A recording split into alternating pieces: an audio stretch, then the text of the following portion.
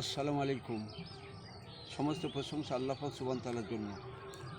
শ্রদ্ধেয় ভাই সব ও মা বোনেরা, আজকে যে ভিডিওটা পেশ করা হবে, যে সত্যের পথের সন্ধান যদি কেউ পেতে চায়, আল্লাহ পাক সুবহান তাকে সেই জায়গায় পৌঁছে দেয়।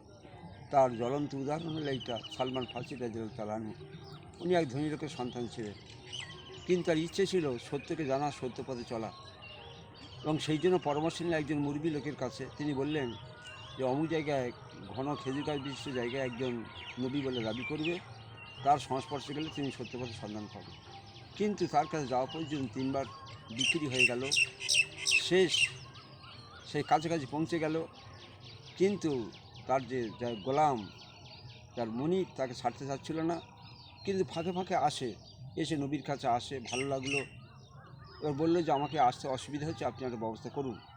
তো নবী পাক সাল্লাল্লাহু আলাইহি ওয়াসাল্লাম বললেন যে দেখো বাপু, যে মালিকের কাছে গেল যে একে কবে নিষ্কৃতি দেওয়া হবে। বলছে হ্যাঁ, একে নিষ্কৃতি দেওয়া হবে সেই সময় যে সময় যে আপনি যদি আমার 70টা খেজুর গাছ চারা পোঁতেন এবং তার ফল হলে আমি ছেড়ে দেবো।